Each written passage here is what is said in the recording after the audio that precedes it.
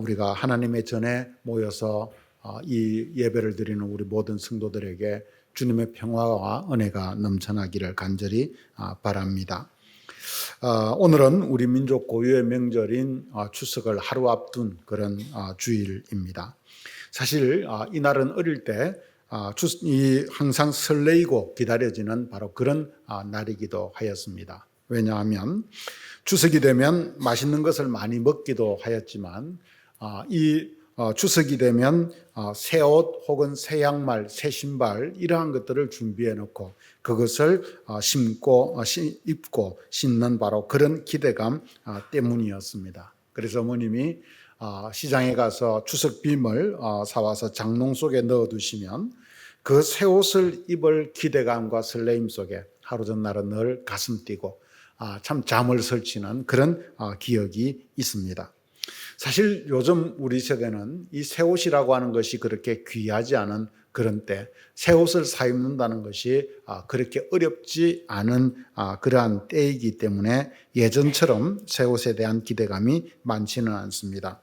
하지만 이제는 우리의 겉모양을 바꾸어주는 새 옷 정도가 아니라 우리의 존재를 바꾸는 새 옷, 바로 그러한 옷을 입는 명절로 우리가 삼을 수 있는 그런 시간이 되었으면 좋겠다는 기대를 해봅니다. 우리가 새 사람을 입는 그러한 새 옷을 우리 존재 속에서 입는다면 이 명절 우리로 인해서 우리의 가정이 또 우리의 이웃이 더 웃음과 평화의 꽃이 피어지게 되는 그런 결과가 있지 않겠습니까? 우리가 새 사람을 입는다는 것은 한마디로 이야기하면 신령한 사람이 되는 것을 말합니다. 그리고 신령한 사람은 이 세상이 어찌되든 상관없다는 식으로 세상과 완전히 등진했던 그런 사람의 모습을 이야기하는 것이 아니라 성경 말씀을 통해서 볼 때 이 신령한 사람은 새로운 사람이 된다라고 하는 바로 그런 뜻입니다. 신령한 사람 혹은 새로운 사람은 그래서 모든 면에서 변화를 받은 바로 그런 사람인 것이지요. 외적인 변화만 받았다라고 해서 모든 그 사람이 하루아침에 신령한 새 사람이 되는 것은 아닙니다. 또 우리가 내적으로만 어떤 변화를 경험했다라고 해서 그 사람이 또 하루아침에 새 사람이 되는 것도 아닙니다. 그러므로 한 사람이 새 사람이 된다라고 하는 것은 자기의 모든 면에서, 즉 우리의 안과 밖 모든 면에서 우리가 새로운 변화를 받을 때 비로소 신령한 새 사람이 되는 것이지요. 마태복음 9장 1절에서 8절의 말씀에 나오는 예수님이 중풍병자를 고치신 사건을 보면 우리는 우리 존재가 새 사람이 된다는 것이 무엇인가라고 하는 것에 대해서 한번 돌아보게 됩니다. 예수님은 갈릴리 지역에서 공생애를 시작하면서 많은 이적들을 베풀기 시작하셨습니다. 바로 그 예수님의 소문이 꼬리에 꼬리를 물고 참 이 갈릴리 지방으로 퍼져 나갔습니다. 이제 그 예수님이 가는 곳마다 그분께 병을 고침받고자 하는 사람들, 그 병 고침을 직접 두 눈으로 보고자 하는 사람들, 그리고 그 예수님의 가르침을 새롭게 듣고자 하는 사람들로 인산인해를 이룹니다. 이제 어디를 가도 예수님을 만나기는 결코 쉽지가 않습니다. 바로 그러한 때에 예수님은 배에 오르셔서 갈릴리 바다를 건너셔서 예수님이 사시던 바로 그 마을 본거지로 돌아가셨습니다. 예수님이 왔다는 소식을 들은 사람들은 병자나 건강한 자나 할 것 없이 모두가 예수님이 계시다는 바로 그 집으로 모여들었습니다. 이때 사람들 중 몇 명이 자기의 친구인 중풍병자 한 사람을 침대에 누인 채 예수님께 데리고 나오지요. 하지만 그 사람 사이를 뚫고 들어갈 수가 없어서 이 중풍병자를 예수님이 계시던 집 지붕 위로 올라가서 지붕을 뜯고 이 중풍병자를 예수님께 내려놓았다라고 누가복음 같은 본문은 기록을 해주고 있습니다. 아무튼 예수님은 이들의 믿음을 보시고 중풍병자에게 이렇게 말씀을 합니다. 기운을 내라 아들아, 내 죄사함을 받았느니라. 여러분 한번 생각해 보십시오. 중풍병자는 자기가 이제 예수를 만나면 내가 바로 고침받는다라고 하는 이 한 가지 목적, 그것만이 있었을 것입니다. 그런데 예수님의 첫 마디는 내 죄사함을 받았느니라 라고 하는 이 말씀이었다라고 하는 선언이었지요. 그러자 무리들 중에 있던 율법사들이 속으로 의심을 하였습니다. 왜냐하면 그들에게는 죄사함의 권세라고 하는 것은 하나님에게만 있지 인간에게 있지 않다라고 여겼기 때문입니다. 예수님은 그들의 마음을 꿰뚫어 보시고 내 죄사함을 받았다 하는 말과 내 침상을 들고 걸어가라 하는 말이 어느 것이 더 쉽겠느냐. 그러나 나는 죄를 사하는 권세도 있는 줄로 너희에게 알게 하겠다라고 말씀하시면서 다시 그 중풍병자에게 내 침상을 들고 걸어가라고 마침내 치유의 선언을 하셨습니다. 그러자 그 중풍병자는 깨끗이 나음을 받아서 침상을 들고 자기의 집으로 돌아가는 새로운 인생이 되었다라고 하는 이야기입니다. 여러분, 오늘 이 중풍병자는 분명히 자기의 병을 고침받기 위해서 예수님께로 나아왔을 것입니다. 그런데 예수님은 먼저 내 병 고침을 받았다 혹은 내 침상을 들고 가라 라고 말씀하지 않고 내 죄사함을 받았느니라 라고 하는 말씀을 먼저 하셨다라고 하는 이야기입니다. 우리는 이 본문을 보면서 어떤 면에서 참 이상하다라고 하는 생각을 할 수도 있습니다. 아마 중풍병자 자신도 이 말을 들으면서 이상하다라고 하는 생각이나 혹은 약간의 실망스러운 생각이 들었을 수도 있습니다. 더구나 이 말로 예수님은 하나님만이 용서할 수 있는 죄를 자기의 이름으로 용서해 줌으로써 서기관과 율법사들에게 의심을 받기 시작했던 것입니다. 그들은 예수님이 이 병자를 고칠 수 있다고 생각하였지만 그러나 죄에 대해서 이야기하시는 것은 예수님이 인간의 권리를 벗어난 인간의 어떤 능력을 벗어난 바로 그러한 사건이라고 생각을 하였습니다. 하지만 예수님은 그럼에도 불구하고 먼저 그 사람의 필요가 무엇인지를 알고 있음에도 불구하고 그를 향하여서 내 죄사함을 받았느니라 라고 하는 말씀을 의도적으로 먼저 선언하셨다라고 하는 이야기입니다. 여러분, 오늘 이 내용이 우리에게 가르쳐주는 바가 무엇입니까? 이 내용을 통해서 예수님은 우리에게 무엇을 말씀하고자 하는 것일까요? 오늘 이 말씀 속에서 예수님은 병고침을 받는 것도 중요하지만 그보다 더 중요한 것은 우리의 마음의 고침을 받는 것, 아니 한 걸음 더 나아가서 우리 인생의 가장 근본적인 문제인 이 죄의 용서를 받는 것, 죄사함을 받는 것이 더욱 중요하다라고 하는 것을, 더 우선적이다라고 하는 것을 바로 이 사건을 통해서 주님은 말씀해 주고 계시다라고 하는 이야기입니다.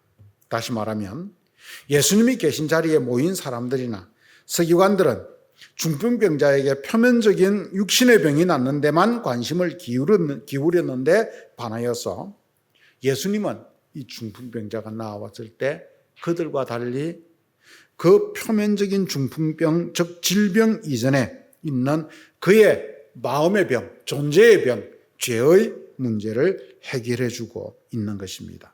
즉 예수님이 이 중풍병자에게 바랐던 것은 그의 존재가 바뀌는 것, 바로 그 자체였다라고 하는 이야기지요. 예수님은 한 사람을 고치는 데 있어서 그 사람이 병든 사람이면 그 병만을 고치는 그런 사람이 되기를 원하지 않으셨습니다. 주님은 그 병고침을 매개로 해서 오히려 그 사람의 삶이 근본적으로 회복되고 그의 존재가 근본적으로 바뀌는, 변화되는 바로 그 사실을, 바로 그것을 주님은 꿈꾸셨다라고 하는 이야기입니다.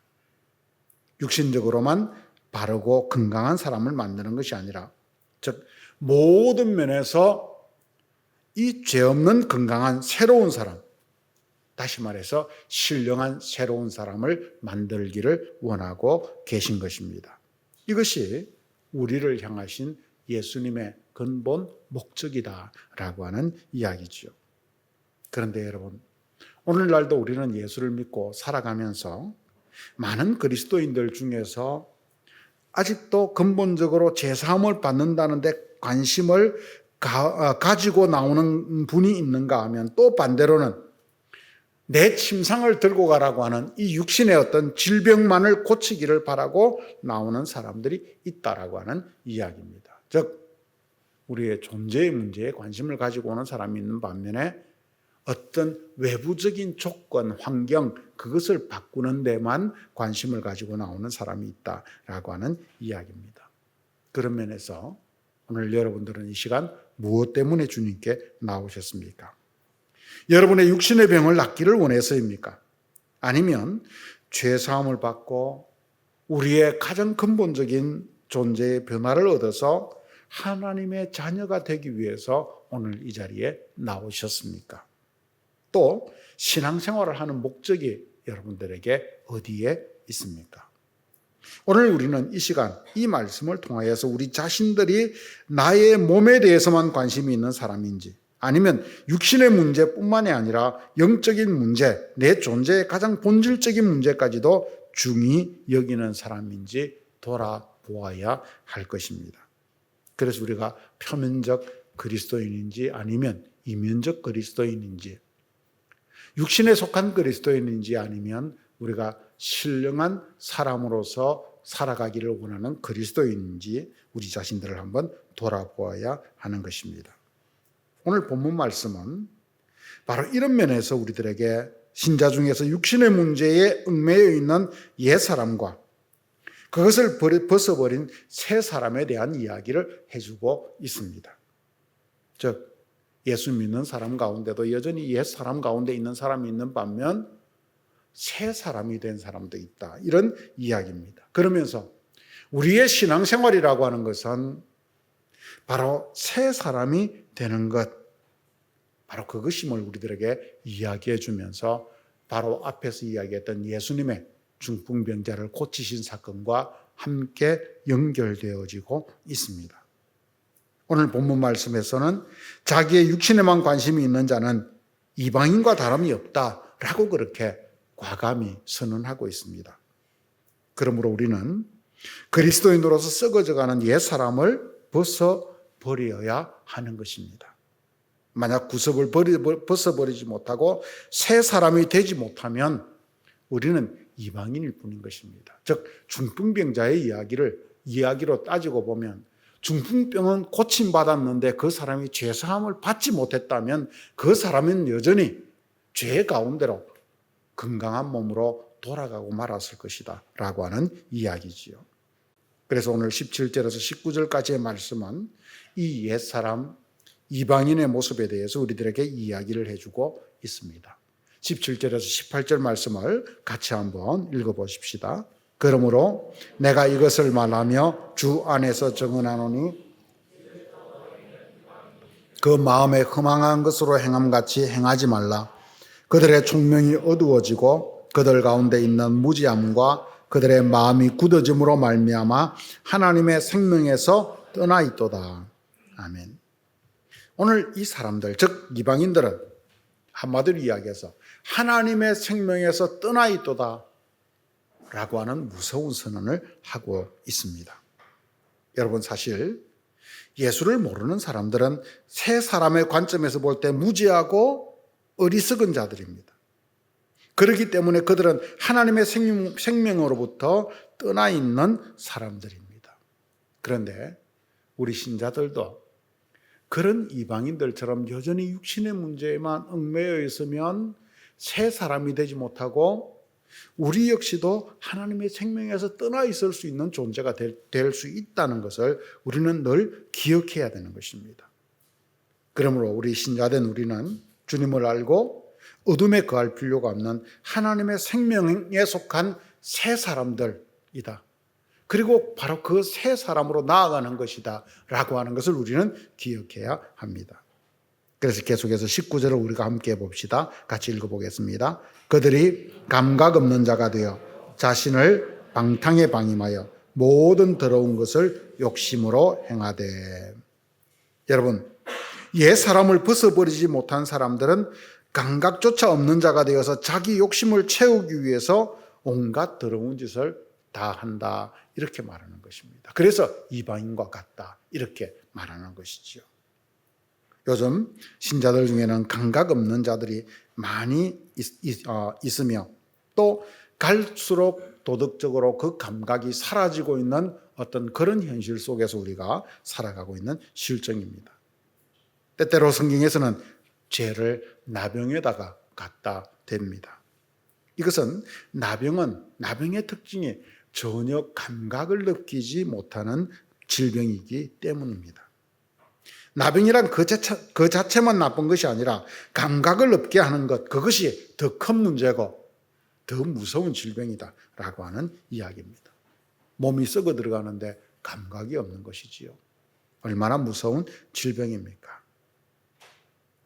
사실 자기만을 위해서 살면 죄에 깊이 자기만을 위해서 살면서 죄에 깊이 빠진 사람은 마치 이와 같다라고 오늘 바울은 에베소서를 통해서 우리들에게 말씀해주고 있는 것입니다. 우리가 죄에 한번 빠져 살아가다 보면 갈수록 감각이 없어져서 자기가 죄에 빠져 있는지조차도, 자기가 죄인인지조차도 잊어버리고 문제가 무엇인지 모르고 살아가게 된다라고 하는 이야기입니다. 그래서 겉으로 보이는 문제만 해결하고 살아가는 거기에 그 문제를 해결하는데 급급한 그런 사람들로 살아가게 된다라고 하는 이야기입니다. 그래서 결국에는 교회 안에서도 거짓말을 하며 탐심이 강해져서 세력을 잡으려고 노력을 하고 여러 가지 추한 일 속에 빠져 있는 그런 사람들을 우리는 볼 수 있습니다. 왜 점점 그런 쪽으로 빠져가냐? 감각이 없기 때문입니다.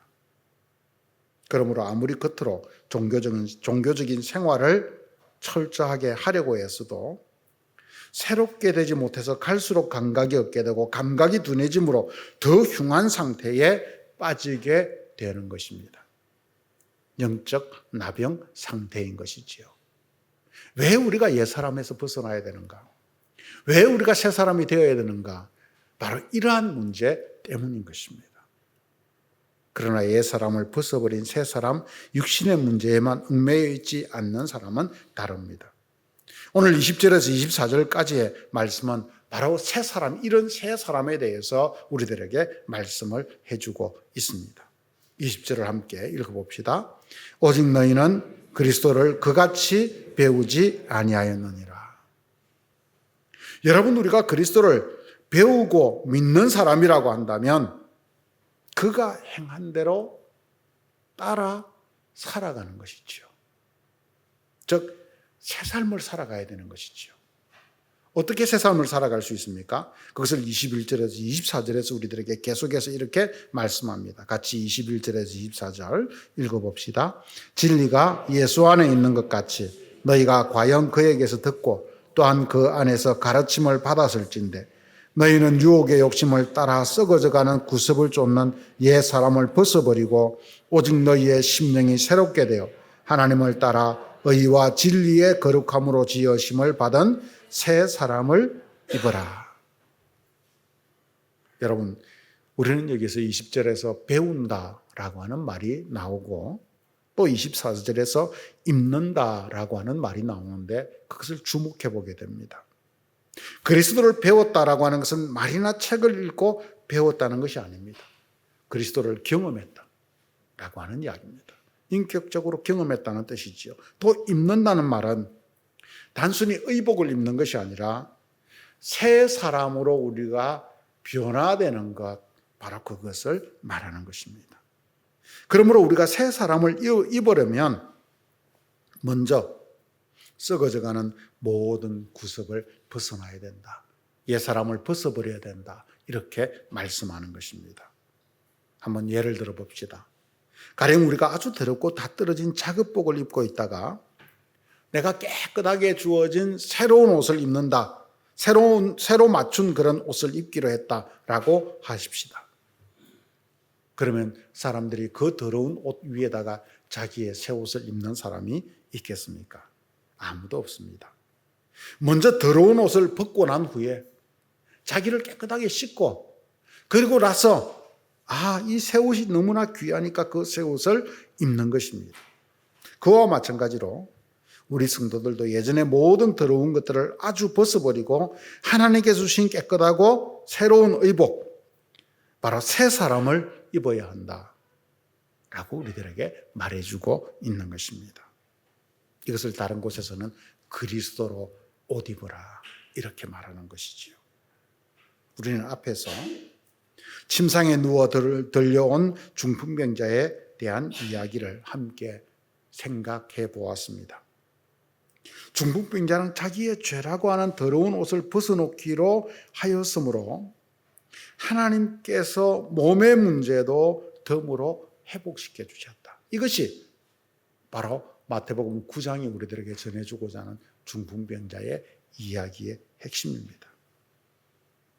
중풍병자가 나는 죄사함을 받겠다라고 하는 의지를 가지지 않고 나왔다 할지라도 예수님을 만나는 순간 주님은 그의 죄를 먼저 사해 주시고 그 다음 그의 표면의 문제인 중풍병을 고치게 하시는, 바로 이것을 통해서 그가 안팎으로 새로운 사람이 되도록 만들어주는 것, 바로 그것이 우리가 앞에서 보았던 이야기의 핵심입니다.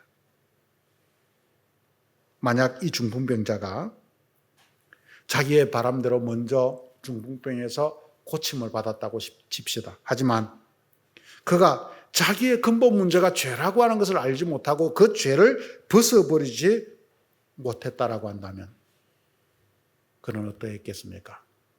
중풍병을 고침받고 이제는 걷고 마음대로 뛰게 된 자기의 그 건강한 몸으로 그는 오히려 죄악의 구렁텅이 속으로 한 걸음 더 들어가고 말았을 것입니다. 그러나 먼저 죄사함을 받은 후에 건강한 몸이 되었을 때 그는 그 건강한 몸을 올바르게 사용하여서 마침내 하나님이 원하시는 삶, 하나님의 영광을 위해서 일할 수 있는 사람, 자기의 온 몸을 통해서 진리인 예수를 증거하는 그런 사람이 될 수 있게 되었던 것입니다. 왜요? 죄를 벗고 새로운 사람이 되었기 때문입니다. 사랑하는 성도 여러분, 우리가 예수를 믿는다는 것은 바로 이런 것입니다. 우리가 예수를 믿는다는 것은 아이들 장난과 같이 그래서 쉽거나 우스운 일이 아닙니다. 예수를 믿는다는 것은 우리의 온 존재가 걸려있는 문제인 것입니다. 예수를 믿는다는 것은 그래서 새 옷을 입는다는 것입니다.